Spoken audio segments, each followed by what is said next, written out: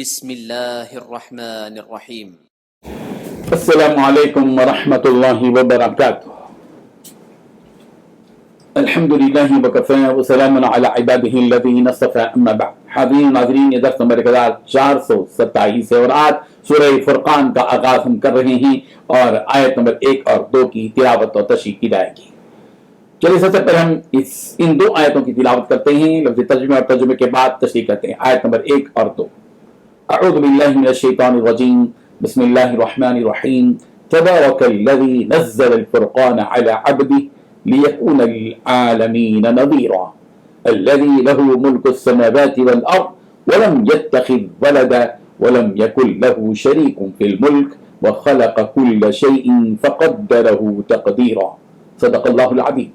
لفظی ترجمہ یوں ہے، تبارک بڑی ہی بابرکت ہے، الذی وہ ذات جس نے نزل الفرقان فرقان نازل کی علی عبدہ اپنے بندے پر، لیکون تاکہ وہ ہو للعالمین جہانوں کے لیے نذیرا ڈرانے والا، الذی وہ ذات کے لہو اسی کے لیے ہے ملک السماوات آسمانوں کی بادشاہت، والارض اور زمین کی، ولم یتخذ اور نہیں بنائی اس نے ولدن کوئی اولاد، ولم یکن اور نہیں ہے لہو اس کا شریکن کوئی شریک فی الملک کی بادشاہی میں، وہ خلق اور اس نے پیدا کیا کل شیء ہر چیز کو، فقدرہ پھر اس نے اندازہ کیا اس کا، تقدیرہ پورا اندازہ کرنا۔ ترجمہ ہے وہ اللہ عز و جل بہت ہی بابرکت ہے جس نے اپنے بندے پر قرآن نازل فرمایا تاکہ اہل عالم کو ہدایت کرے۔ وہی کہ آسمان و زمین کی بادشاہی اسی کی ہے اور جس نے کسی کو بیٹا نہیں بنایا، جس کا بادشاہی میں کوئی شریک نہیں ہے اور جس نے ہر چیز کو پیدا کیا پھر اس کا ایک اندازہ ٹھہرایا۔ ان دو آیتوں میں 7 باتیں بتائی گئی ہیں۔ پہلی بات، وہ اللہ رب العزت بہت ہی بابرکت ہے جس نے اپنے بندے پر قرآن نازل فرمایا۔ دوسری بات، تاکہ اہل عالم کو ہدایت کرے۔ تیسری بات، وہی اللہ ہے کہ آسمان و زمین کی بادشاہی اسی کی ہے۔ چوتھی بات، جس نے کسی کو بیٹا نہیں بنایا۔ پانچویں بات، جس کا بادشاہی میں کوئی شریک نہیں۔ چھٹی بات، جس نے ہر چیز کو پیدا کیا۔ ساتویں بات، پھر اس کا ایک اندازہ ٹھہرایا۔ بزرگان محترم، سورہ فرقان سورہ نور کے بعد والی سورت ہے۔ یہ سورت 6 رکوع اور 77 آیات پر مشتمل سورت ہے۔ یہ سورت سورہ مکی ہے، مکی سورت ہے، ہجرت سے پہلے یہ سورت نازل ہوئی۔ اس سورت کا آغاز اللہ تبارک و تعالیٰ نے اس بات سے کیا ہے کہ اللہ رب العزت بہت ہی بابرکت ہے۔ اللہ تبارک و تعالیٰ نے مختلف جگہ یہ لفظ استعمال کیا ہے بابرکت، رب ذوالجلال کے بابرکت ہونے کا۔ تبارک اللہ رب العالمین، بڑا بابرکت ہے وہ جو تمام عالم کا پروردگار ہے۔ سورہ مومنون کی آیت نمبر 14 میں کہا گیا، فتبارک اللہ احسن الخالقین، برکتوں والا وہ ہے اللہ ہے جو بہترین پیدا کرنے والا ہے۔ سورہ فرقان کی آیت نمبر 10 میں بھی ہے، تبارک الذی ان شاء جعل لک خیرا، بڑا بابرکت ہے وہ اللہ جس نے اگر چاہا تو آپ کے لیے خیر بنا دے۔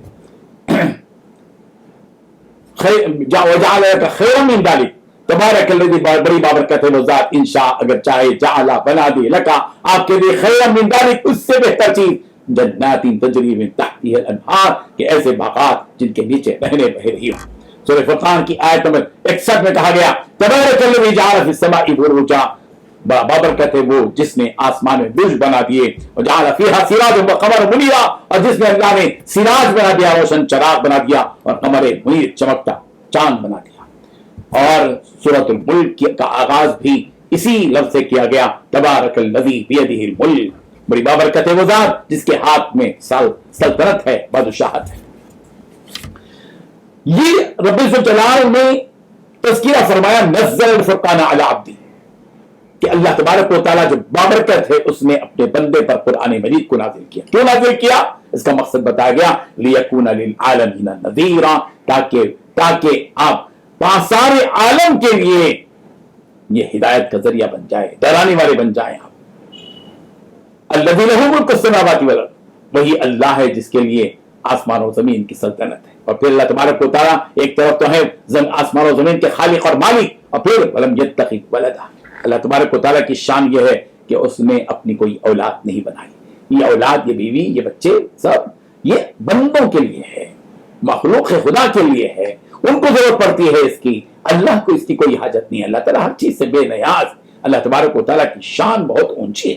انسانوں کی طرح اللہ تبارک و تعالیٰ کی ذات کو سوچا نہیں جا سکتا. وَلَمْ يَتَّخِذْ وَلَدًا وَلَمْ يَكُن لَهُ شَرِيكٌ فِي الْمُلْكِ. اللہ رب ذوالجلال کی اتنی بڑی سلطنت میں اس کا کوئی شریک نہیں ہے, کوئی ساج ہی نہیں ہے. اس نے اکیلا سب کچھ کیا. وَخَلَقَ كُلِّ شَيْءٍ وَخَلَقَ كُلَّ شَيْءٍ فَقَدَّرَهُ تَقْدِيرًا. ہر چیز کو رب ذوالجلال نے پیدا کیا اور اس کا ایک اندازہ مقرر کیا. اللہ نے ہر ایک چیز ایک اندازے سے اللہ نے بنائی. نباتات ایک اندازے سے, پہاڑ ایک اندازے سے, سمندر ایک اندازے سے, آسمان ایک اندازے سے, زمین ایک اندازے سے, سورج ایک اندازے سے, چاند ایک اندازے سے, انسانوں کے ایک اپنے اندازے سے. سب معلوم ہے اللہ کو اس نے اپنے اپنے اندازے سے. یہ آگ, یہ ہوا, یہ پانی, یہ مٹی, سب چیزوں ہر چیز کو اللہ نے ایک اندازے سے پیدا کیا. ذالک تقدیر العزیز العلیم. سورہ انعام کی آیت نمبر 96 میں کہا گیا ذالک تقدیر العزیز العلیم. یہ غالب اور جاننے والے پروردگار کا اندازہ ہے. اس نے اندازہ کر کے بنایا. یہ معمولی سی عورت سالن بناتی ہے, کھانا بناتی ہے, ایک اندازے سے بناتی ہے. گھر تعمیر کرنے والا اندازے سے مٹیریل ڈالتا ہے. یہ زمین اور یہ آسمان, یہ چاند, یہ سورج, یہ ستارے, یہ سیارے, جمادات, یہ نباتات, یہ کل کائنات رب الجلال نے جو بنائی ہے یہ اس لیے یہ پورے اندازے سے بنائی ہے, اندازے کے بغیر نہیں. وَكُلُّ شَيْءٍ عِندَهُ بِمِقْدَارٍ. سورہ رات کی آیت نمبر 8 میں اللہ تبارک و تعالیٰ فرمایا ہر چیز اس کے پاس ایک اندازے سے ہے. اور پھر وَمَا نُنَزِّلُهُ إِلَّا بِقَدَرٍ مَعْلُومٍ. سورہ حجر کی آیت نمبر 21 میں اللہ تبارک و تعالیٰ فرمایا اور ہم ہر چیز کو ایک اندازے سے ہی اتارتے ہیں. اللہ تبارک و تعالیٰ ہم سب کو ان آیات کو سمجھنے والا بنا دے. آمین. وآخر دعوانا ان الحمد للہ رب العالمین.